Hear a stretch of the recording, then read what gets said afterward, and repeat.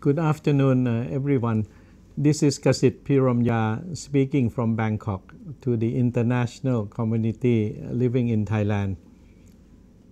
International students, foreign residents, and as well as visitors, tourists coming to Thailand for a few days or for a few weeks. Today I will continue to talk about Thai politics.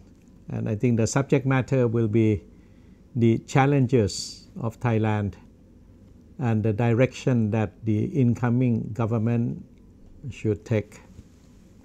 Let me start first with what are the challenges that Thailand is facing at the moment.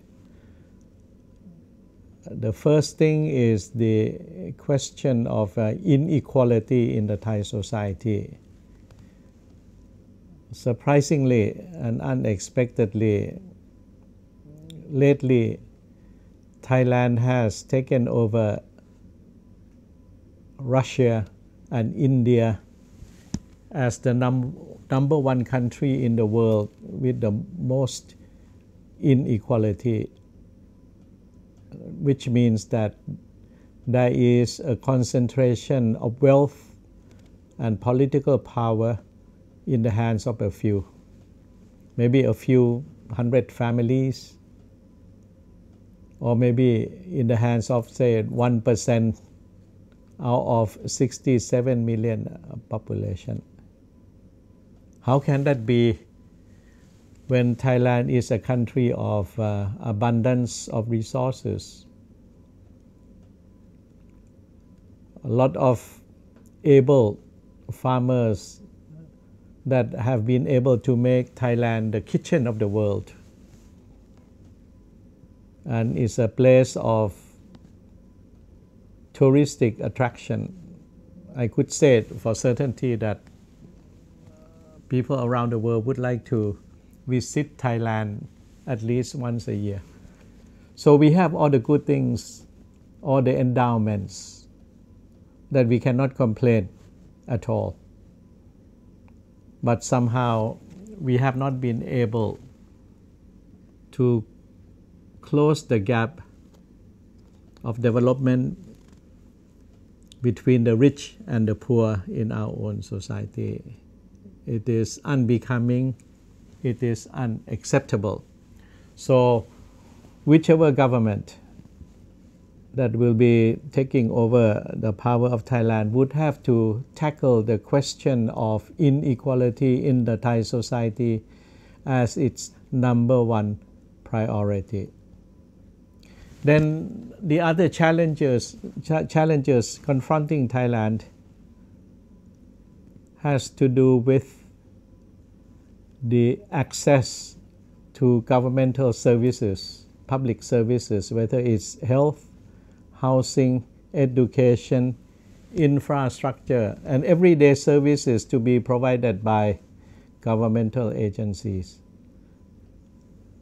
The access to the services should and must be improved in order to provide a betterment of everyday life. People should have a roof over their head. Their children should have the ability to go to school close to their homes and so on. And everyone should have the access to health service. Because at the moment, very strangely, Thailand as a country has 3 health systems. And the 3 systems are not equal, quite discriminatory between one and the other. So we have to overcome this.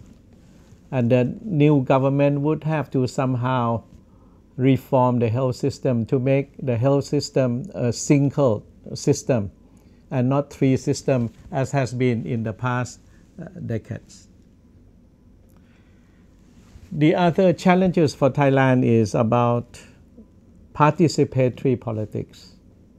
Because Thailand is still very much of a very centralized country. Most of the things are top down.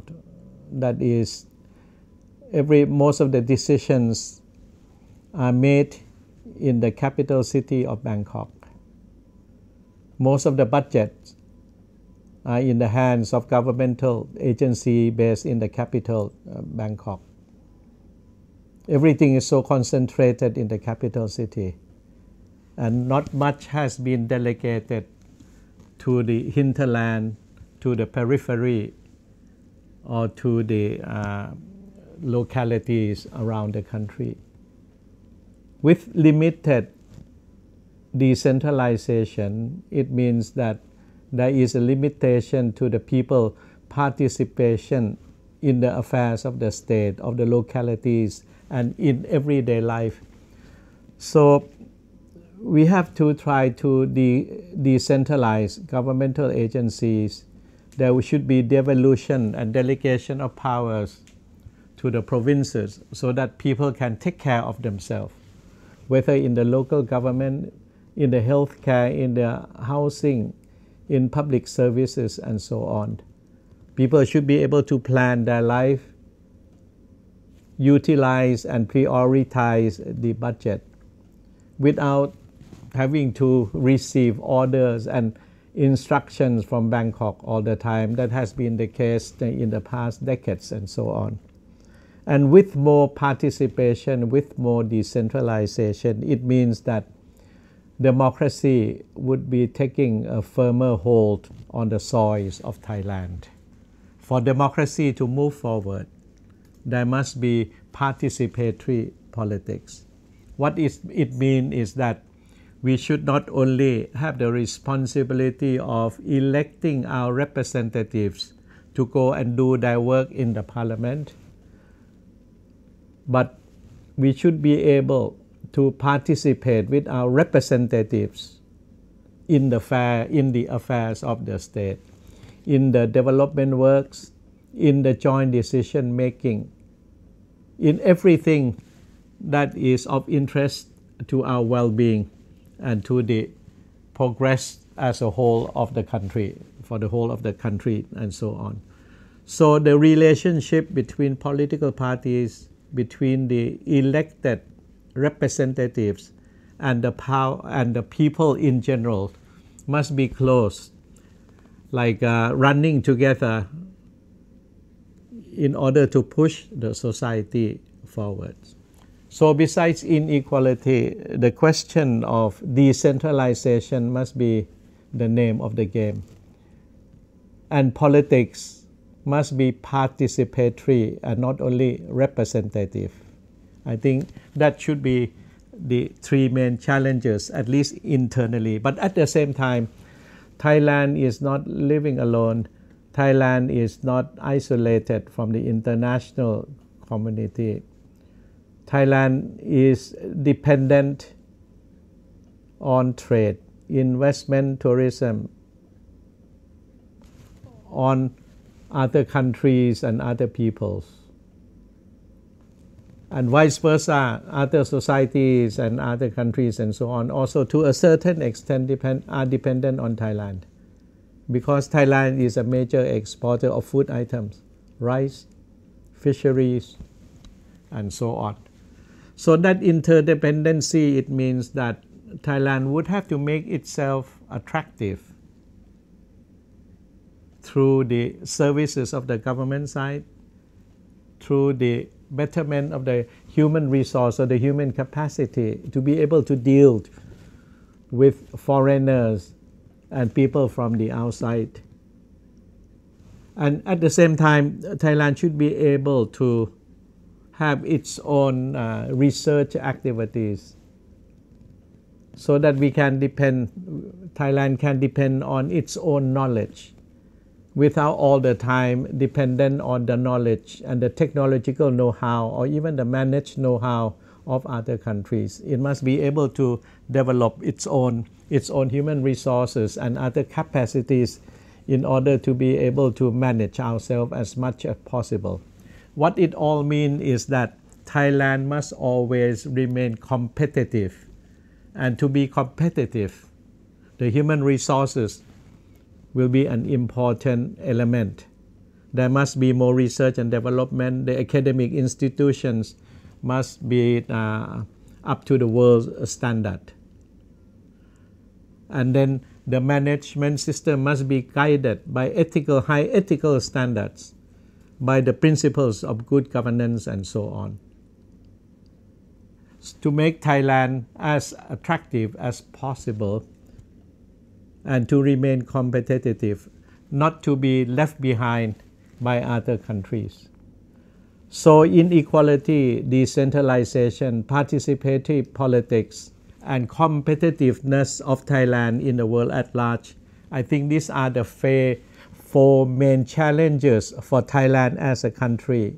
And as a consequence, there will be the challenges for the incoming government, whether they could meet the challenges by overcoming inequality, by making Thailand more participatory in the affairs of the state, by making Thailand more decentralized so that people will be using their own power as much as possible, and at the same time to make Thailand products, services accepted to the world and of the world standard, to remain competitive and not to be left behind by the world at large. So these are the challenges for the country, for the government, and the government must have a definite direction of how to handle these issues. How they administer the country must also be governed by the principle of good governance. There must be transparency, accountability. They should be able to explain what they have to do, why will they do it to the people on all things and at all time. So the government must work with the people and be open and honest to the people, and at the same time they have to be able to lead Thailand forward and meet all the challenges as soon as possible and as much as possible. Otherwise, Thailand will be left behind, and Thailand will not gain the respect in the eyes of the world communities. So these are the challenges, and these are the course that the incoming government must take. And hopefully, from my own personal point of view, I hope that the new government would not resort to the populist policy measures, a sort of an expediency type of undertaking, giving out money